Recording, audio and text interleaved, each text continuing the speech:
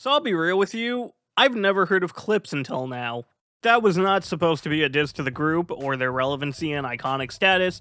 I've just been straight up unaware of them until the rollout of their latest album, Let God Sort 'Em Out. I've been aware of Pusha T since 2018 with his album Daytona that I listened to solely because it was part of the Wyoming projects, and I remember listening to the tracks Infrared, Duppy Freestyle, and Story of Adidon that were released that same year. Not really understanding much of any of them at the time other than the very obvious "you are hiding a child" line. But I had no idea that Pusha T's history started with Clipse, the group he started with his brother Malice back in 2002. I learned this with the release of So Be It, the second single from this album, and the song that got me into this rollout. The Arabian sample flip with those reverse drum percussion, provided by Pharrell's phenomenal skill at production, and Pusha T dissing Travis Scott during the final verse kept bringing me back to the song, and eventually led me to listening to Ace Trumpets, and then for months, I would just listen to these two songs over and over again. And the more I listened to them, the more I started to fall in love with Malice. His flow on Ace Trumpets alone is insane. And I'll be real, when I read comments saying that exact sentence, I didn't really understand it because it just kind of sounded basic with the same rhyme scheme happening the whole verse.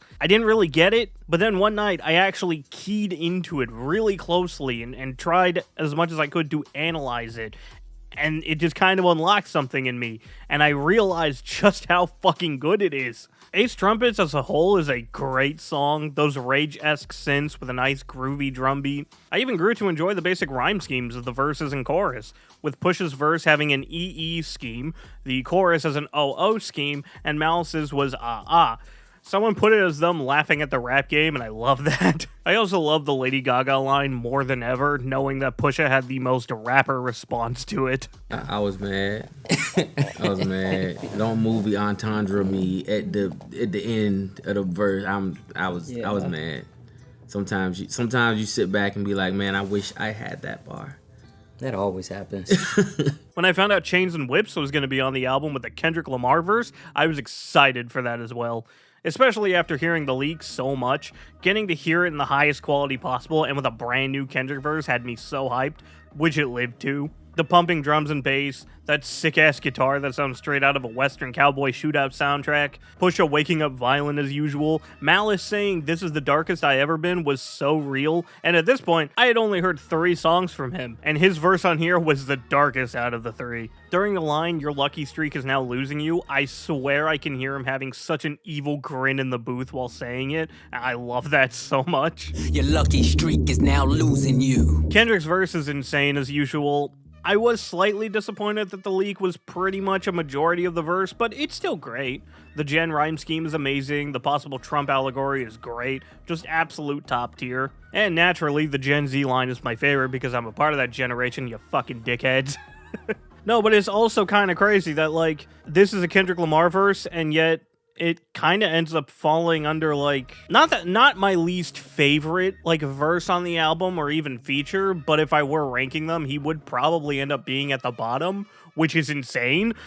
In terms of verses, Malice probably has, like, all of my favorite verses on this album. But anyways, I was also more excited when I heard in an interview that it was following a track called The Birds Don't Sing, which would be about the loss of Pusha and Malice's parents, and that they did this jarring switch between tones on purpose. I had nothing but respect for that funny as fuck idea. And yeah, The Birds Don't Sing is a tough opening track. Trying to listen to Let God Sort 'Em Out with an immediately crying challenge, parentheses impossible. Push's verse already gets me emotional with how he speaks about his mother in such high regard and respect, and his regrettable moments during her last. But then Malice just fucking kills me. The way he wrote it just paints such a detailed picture, and it starts digging at my soul from the beginning, and then he hits that final line, and that's the moment where my insides are broken, and I start getting chills. Damn near about to cry in this coffee shop writing this. The ending with Stevie Wonder as well just makes me want to go hug my parents and tell them that I love them every time I hear it. It's a powerful opening track, and I respect the decision to make it both the intro and to follow it up with the aggressive banger that is Chains and Whips. The top 3 highlights on this album for me personally are All Things Considered, POV, and Inglorious Bastards. I like how Pusha T returns to his grief of his mother in the beginning of his verse on All Things Considered, before going into some vulnerable lyrics about the miscarriage of his child, but how him and his wife were still 100% prepared for the arrival regardless. So religious, that's so malicious is also a nice bar that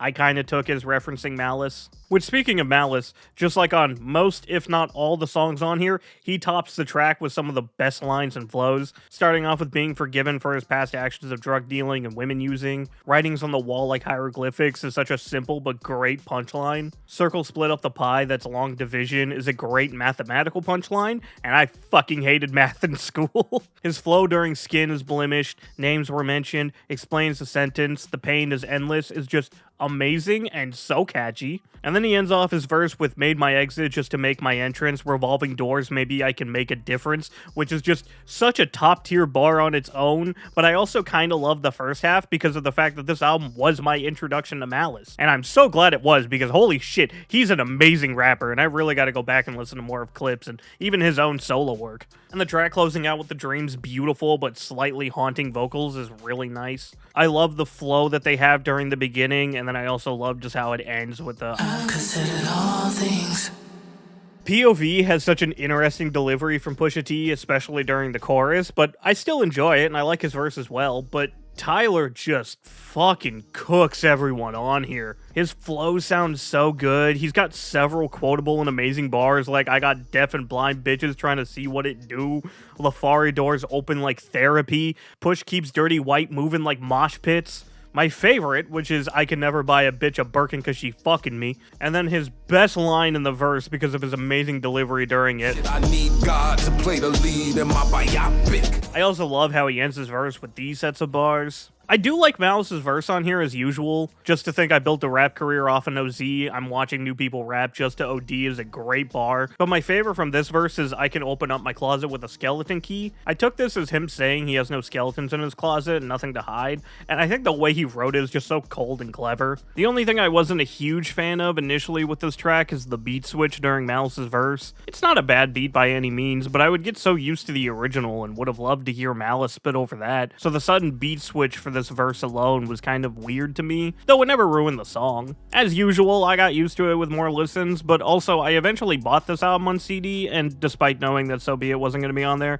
I didn't know that Tyler's verse wasn't on here either. And while that's disappointing, it actually does make the beat switch less jarring, because there's not an entire second verse using the first beat. Like, the beats are evenly distributed more, if that makes any sense.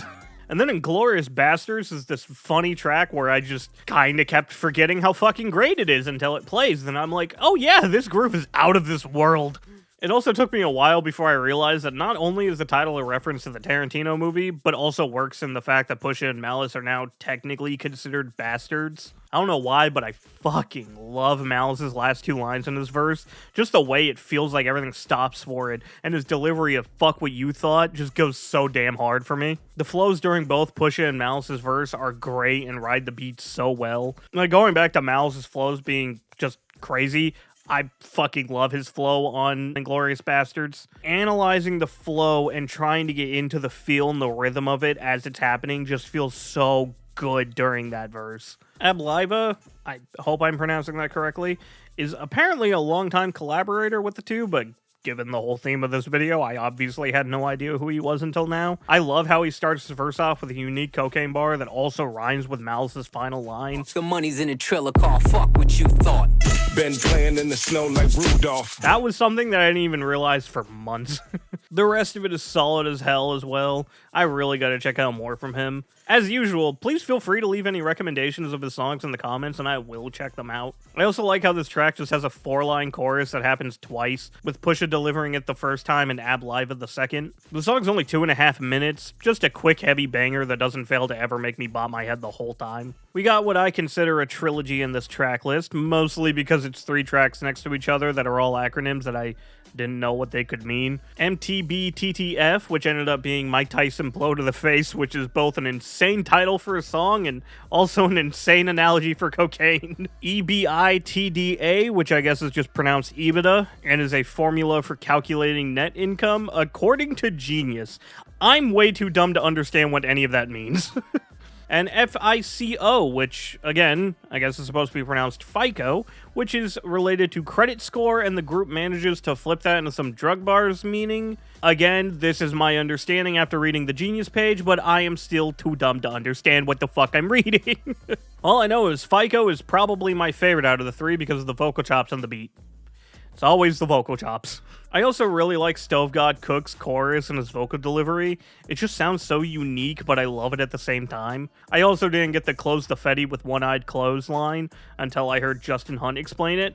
That's a good punchline. This bar didn't stand out until I was writing the script, but you can't trust the mouth where the pipe go is fucking insane. Holy shit. Mike Tyson blow to the face comes in as my second favorite of this trilogy. On my first listen, I was a little put off by both verses starting with just a cappella, but after more listens, I've gotten used to it. And it does help with making the beat hit even harder. The flows are great, chorus is pretty catchy, and I found it getting stuck in my head a few times. Malice's last line, his verse goes hard, and as I already mentioned, Mike Tyson blow to the face is just a crazy way to describe cocaine. Oh god, speaking of crazy coke bars, this was another line that didn't stand out until I was writing the video, but the Bezos of the nasal is just insane. You know, I'm gonna be honest, I never really understood the idea of listening to someone constantly rap about cocaine, but when I realized that it's just the insane amount of different ways one person can make a coke bar be different from the last, I get it now. This song, however, is the one and only time I actually don't like a few Malice lines. Don't get me wrong, the rest of his verse is great, and again, I love his final line, but the opening bars about keyboard warriors and how mad they are just...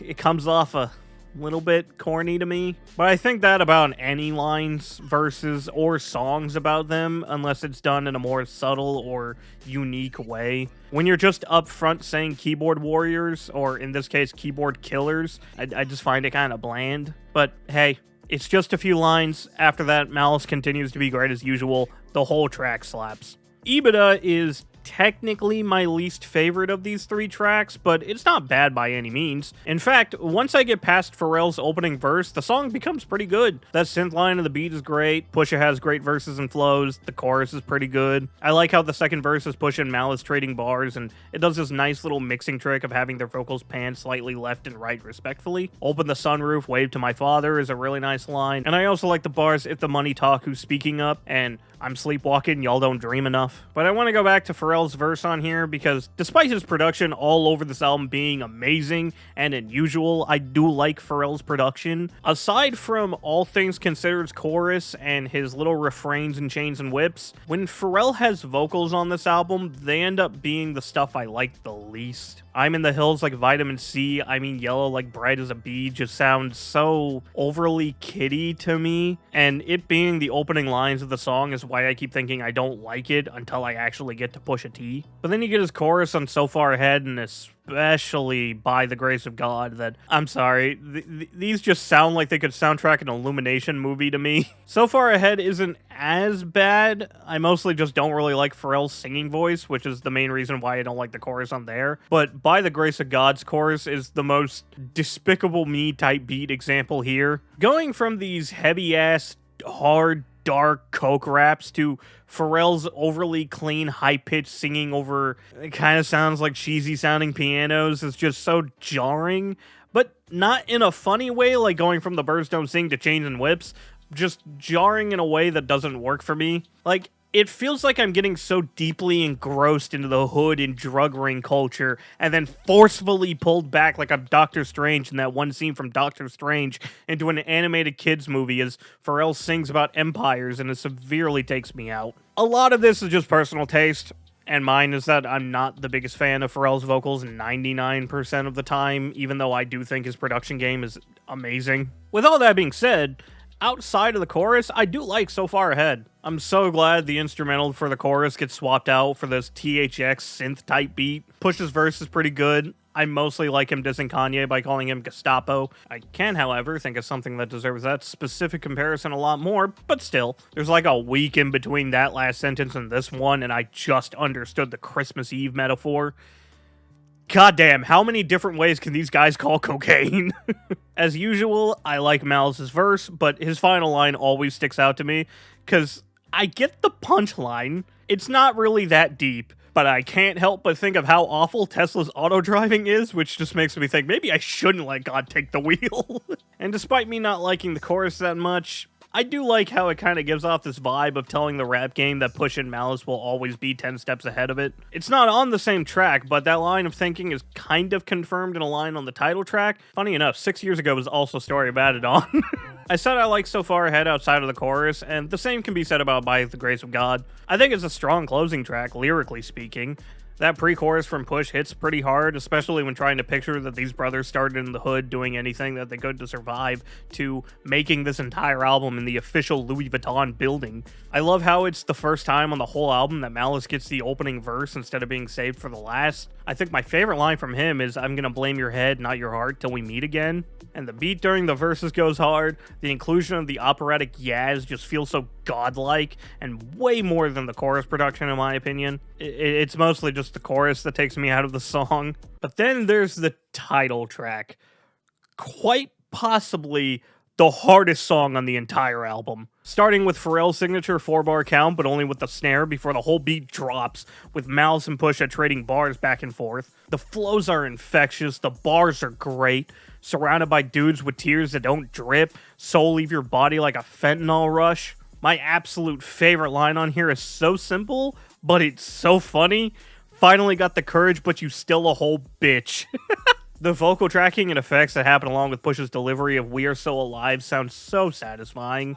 It was really you that died and we are so alive. I never ever thought about how conspiracy theory kind of rhymes until hearing Malice put a flow to it. Also, the 2 times that Pusha says "you know," it makes me think of "if you know," because he says it in the same delivery. And then the beat casually switches for Nas's verse, where the dude just comes in swinging and has no misses. I love that the song really counteracts that rap is a young man's game, with 3 guys in their 50s having flows, rhyme schemes, and bars that are better than anybody else on the scene right now. Of course, when Nas says "so cancel me," I slightly cringe and roll my eyes because of the general quote-unquote cancel culture bars that ring hollow to me, given how I don't see cancel culture as a thing that actually works. Pedophiles, rapists, and genuinely despicable people still get to live their lives just fine, and any example of people who were quote-unquote canceled have eventually had their lives go back to normal or succeed. It's a broken, backwards-ass system that exists on a subsection of Twitter and only works on the small and the ones who feed it with the power to work. And with that outlook, you can see how Nas would literally never be able to be